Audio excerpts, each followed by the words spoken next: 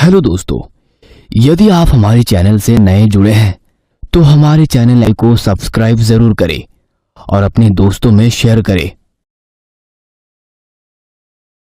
सुरेश, जल्दी चल, नहीं तो सुपरवाइजर फिर से कोई काम थमा देगा। हाँ यार, बस सरोई आ जाए तो निकलते हैं। वैसे भी आज पैदल ही जाना होगा। कंपनी का जीप खराब हो गया है। 4 बजे हैं, कोई सवारी भी नहीं मिलेगा। चल यार, अभी काम खत्म हुआ है। ददन, सुरेश और सरयू तीनों बचपन के दोस्त थे। अपने गांव चिरैया से 7 किलोमीटर दूर नदी के उस पार एक आयरन स्टील इंडस्ट्री में काम करते थे। वैसे तो इनकी शिफ्ट 6 घंटे तक थी, लेकिन चूंकि इनके गांव में एक महायज्ञ हो रहा था, सो 2 घंटे पहले ही ये लोग गांव के लिए निकल गए थे। अरे हरिया चाय का दुकान खोल दिया है, चल पहले चाय पी लेते हैं, थोड़ी गर्मी और फुर्ती आ जाएगी तब चलेंगे। अरे 2 घंटे पहले ही निकल गए? अच्छा, तुम लोगों के गांव में तो यज्ञ शुरू हो रहा है, पर जाओगे कैसे? सुना है रात 12 बजे कोई बस नदी में पलट गई है। सभी लोग नदी में समा गए। सुबह होने पर प्रशासन फिर से रेस्क्यू करेगा। हाँ भैया, बहुत दुखद घटना है। तीनों चाय पीकर गांव की ओर चल देते हैं। आधा घंटा के बाद वे लोग उसी पुल पर पहुंचते हैं जहां से बस नदी में गिरी थी। ददन पुल पर नीचे से झांक कर देखता है, तभी उसे एक हाथ नदी के किनारे दिखता है जो इशारे से उसे बुला रही थी। अरे सरयू, वो देख, नीचे नदी किनारे कोई हमें बुला रहा है। अरे हाँ यार, लग रहा है कोई लड़की बच गई है। चलो, हमें मदद करनी चाहिए। ठीक है, तुम लोग नीचे जाओ, मैं देखता हूँ अगर कोई गाड़ी आई तो उसे रुकवाता हूँ। ददन और सरयू दोनों पुल के नीचे मदद के लिए उतरते हैं। सुरेश पुल के ऊपर से सहायता मांगने वाला उस हाथ को देखने लगता है। पानी में निकला हुआ वो हाथ जब किनारे की ओर आता है, आगे का सीन देखकर सुरेश का रूह कांप जाता है। पानी से निकलने के बाद पता चलता है कि वो केवल आधा कटा हुआ हाथ ही है, उसका धड़ नहीं है। हाथ छटपटाते हुए नदी किनारे बालू पर बढ़ने लगता है, जैसे कोई मछली बिना पानी के छटपटा रही हो। छटपटाते छटपटाते हाथ पुल के नीचे चला जाता है। सुरेश को अब हाथ नहीं दिख रहा था। वो बदहवास ददन और सरयू को देख रहा था, जो पुल से नीचे उतरकर नदी की ओर बढ़ रहे थे। सुरेश के मुंह से आवाज नहीं निकल रही थी।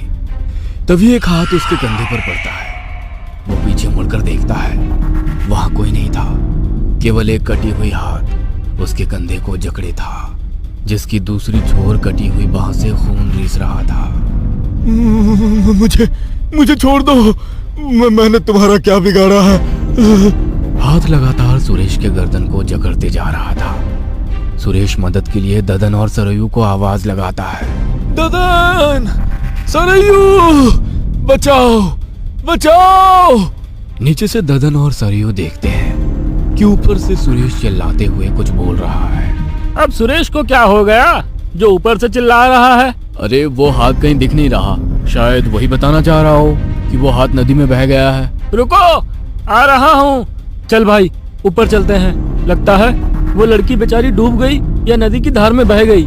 पुल के ऊपर सुरेश उस हाथ से अपने आप को छुड़ाने की बहुत कोशिश करता है, लेकिन वो हाथ उसे नहीं छोड़ती और सुरेश को पुल से नीचे धकेल देती है।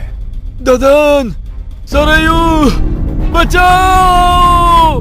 ददन, तुमने सुरेश की आवाज सुनी क्या? हाँ, लगता है सुरेश कोई मुसीबत में है। अरे सुरेश, कहाँ चला गया? सुरेश, सुरेश! अभी तो उसकी आवाज यहीं से आई थी। सुरेश! ओह नो, वो देखो, नदी में लगता है सुरेश ही बहा जा रहा है। नहीं, ये नहीं हो सकता मेरे दोस्त। तुम्हारे घर में मैं क्या जवाब दूंगा? सुरेश! लेकिन वो गिरा कैसे? शायद वो झुककर हमें देखने की कोशिश कर रहा होगा। दोनों वहां से रोते हुए गांव की ओर चल देते हैं।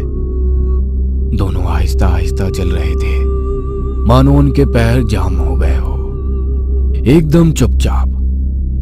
बस सुरेश की यादें लिए दोनों चले जा रहे थे। इतने में लगा कि झाड़ी के पीछे उनके साथ कोई चल रहा है। सरयू एकदम रुककर झाड़ी में कुछ देखने की कोशिश करता है। क्या हुआ सरयू, तुम्हें भी झाड़ी के पीछे किसी के चलने का एहसास हुआ क्या?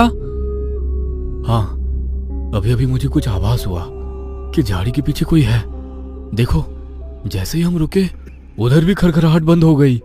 सही कह रहे हो भाई, हो ना हो कुछ तो है जो हमारा पीछा कर रहा है। मुझे तो अब डर लग रहा है भाई।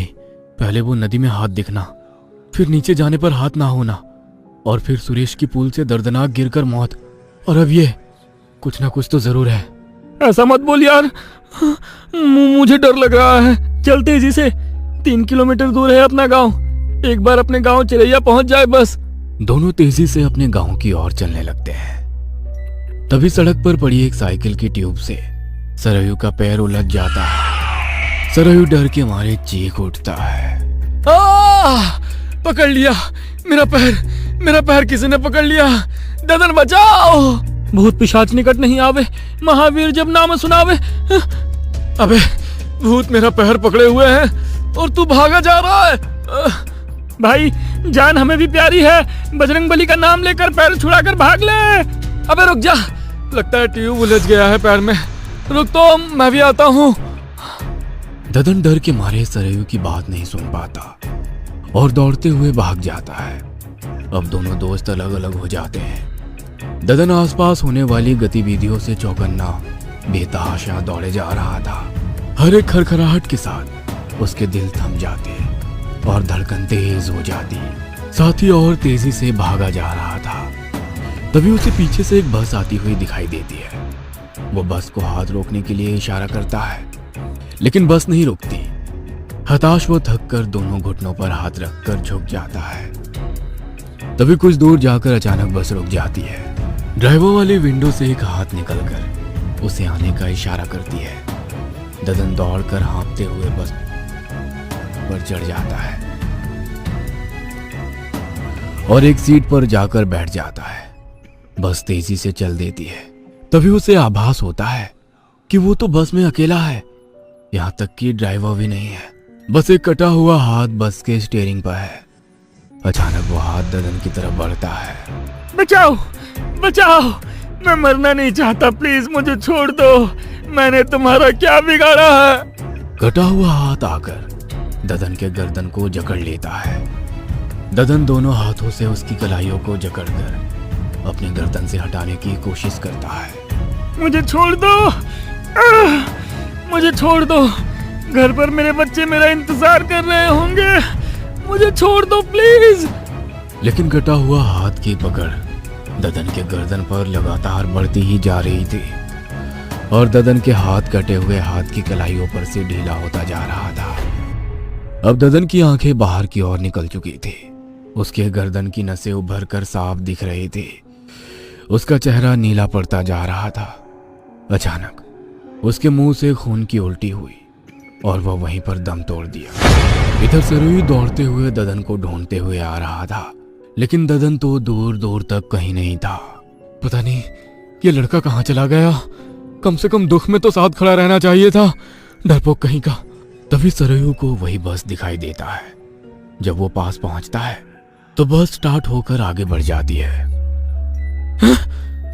रुको रुको, अब दम निकल जाएगा।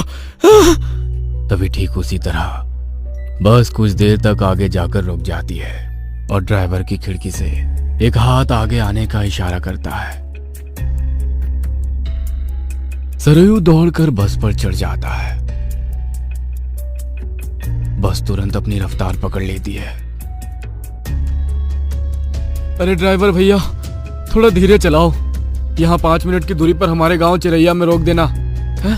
अरे गाड़ी मोड़कर पीछे क्यों ले जा रहे हो। तभी सरयू का ध्यान बस में जाता है। पूरी बस खाली थी, बस में कोई नहीं था। जब ड्राइवर की ओर देखा तो सरयू के होश उड़ गए। बस बिना ड्राइवर के ही रफ्तार से भागी जा रही थी। एक कटी हुई हाथ स्टीयरिंग को हैंडल कर रही थी। अचानक वह हाथ पीछे की ओर मुड़ा और सरयू की तरफ आने लगा। सरयू दौड़कर पीछे की ओर भागा।